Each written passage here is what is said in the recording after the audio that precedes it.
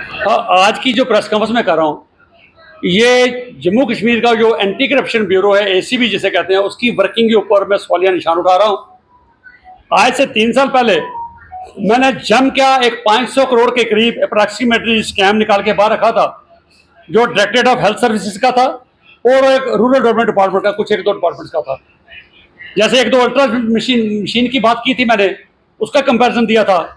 जो वेंडर था उसने मुझे उसका रेट कोट किया था 9,90,000 रुपया। वही machine directorate of health services ने परचेज की थी 13,30,000 में।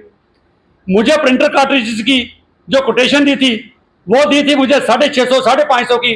वही printer cartridges compatible directorate of health services ने 4500 में खरीद रहा था। ऐसे ही पेन ड्राइव थी और बहुत सी मशीनरी थी, फर्नीचर था, काफी ऐसी चीजें थी जो बड़े हाई रेट पे परचेज की गई।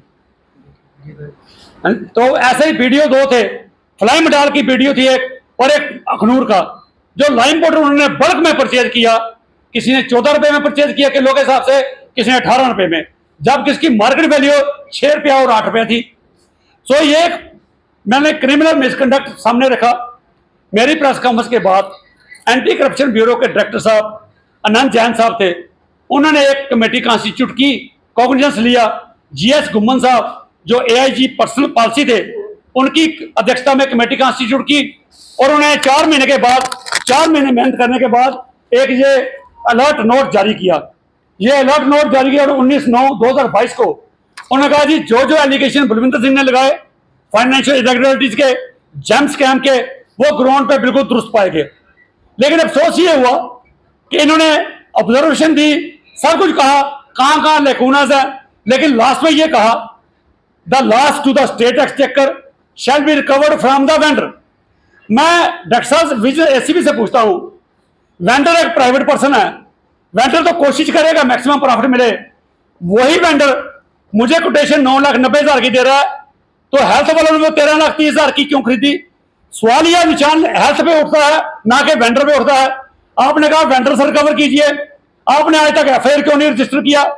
मैं एलजी साहब से भी सवाल पूछता हूं, एलजी साहब 2 साल ये डिपार्टमेंट पहले आपके पास रहा, आपकी एडमिनिस्ट्रेशन के अंडर था, क्यों एसीबी के हाथ बांध के रखे गए? क्यों एसीबी को केस पैड के रूप में इस्तेमाल किया गया? क्यों एफआईआर नहीं रजिस्टर की गई? आज 2 साल के बाद, मैं 3 साल के बाद जब आरटीआई लगाता हूं, भाई आपने क्या एक्शन लिया उन लोगों के खिलाफ? क्या पैसा रिकवरी के लिए क्या किया? आरटीआई में जवाब मिलता है कि रिकवरी के लिए कुछ नहीं किया और ना ही हमने कोई एफआईआर लगाई है। और मैं सवाल पूछता हूं कि एसीबी का काम क्या था? एफआईआर रजिस्टर करना। जब एक प्रूवन केस है करप्शन का, क्रिमिनल मिसकंडक्ट का, एफआईआर में लॉन्च क्यों नहीं की? आज इसलिए मैं ये कहता हूं एसीबी विजिलेंस का नाम चेंज करके एसीबी रखने का कोई फायदा नहीं, जब तक एसीबी में बड़े बड़े अच्छे हमारे डायरेक्टर्स बैठे हैं, बड़े बड़े अच्छे अफसर बैठे हैं, काम करने वाले हैं। लेकिन मैं अफसोस से कहता हूं, लगता यह है कि वो मजबूरियों के तहत काम करते हैं, उनके हाथ भी पीछे बांध दिए गए हैं, उनको एक केस पैड की तरह इस्तेमाल किया जाता है, उनको काम नहीं करने दिया जा रहा। वरना आप पटवारी को पकड़ते हो 20,000 में, उसके ऊपर पर्चा लगा देते हो, उसको अरेस्ट कर देते हो।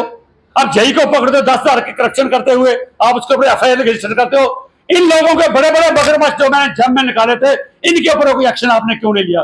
सो मैं उमर साहब से कहूंगा, उमर साहब सरकार की कहीं ना कहीं सेंट्रल गवर्नमेंट इसके पीछे कौन कौन है, क्या एजेंसियां हैं?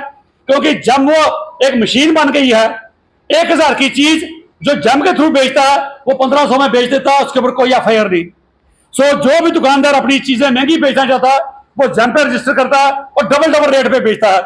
आज विजिलेंस अवेयरनेस वीक चल रहा है, लोगों को सरकार अवेयर कर रही है, और आगे आइए, कंप्लेंट कीजिए, करप्शन के खिलाफ बोलिए, ताकि करप्शन को खत्म किया जा सके।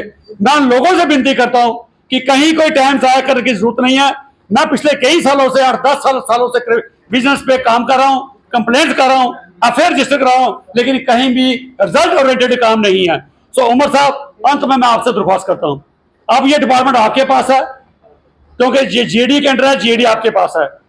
अगर काम सचमुच आप चाहते हैं जीरो टॉलरेंस पॉलिसी करप्शन के ऊपर, तो एसीबी के बड़े डायरेक्टर साहब बड़े काबिल हैं, उनके हाथ खोलिए, उनको आजादाना तौर पे काम करने दीजिए और उनको पिंजरे में से बाहर निकालिए, ताकि वो आराम से काम कर सके, और तभी जाके करप्शन रुकेगी। वरना ये करप्शन, और जम की एक ऑडिट टीम बनाइए अपनी, जो एक अच्छे अफसर हों, जिनकी इंटेग्रिटी अच्छी हो, वो इसका ऑडिट करे और जम को वाइंड अप करने की जरूरत है। It's a big institutionalised corruption ये लीगलाइज करप्शन का तरीका बन गया है, इसको वाइंड अप करने की जरूरत है। कोई और मैकेनिज्म अडॉप्ट कीजिए ताकि जो टेंडरिंग सिस्टम है उसको ट्रांसपेरेंट किया जा सके। इसका पर्पस यह था कि नेक्सस तोड़ना, जो बायर्स का और सेलर का नेक्सस आज उससे ज्यादा बड़ा बन गया। इसका काम था इफेक्टिवनेस, कॉस्ट इफेक्टिव, लेकिन चीजें डबल एयर में मिलनी शुरू होगी, तो इसके ऊपर काम करने की जरूरत है। एफआईआर रजिस्टर होगा, अच्छे अफसर को मौका दीजिए काम करने का आजादाना तौर पे, तभी जाके ये चीजें हो सकती हैं, वरना करप्शन जैसे पहले है उससे ज्यादा बढ़ गई है, रुकी नहीं।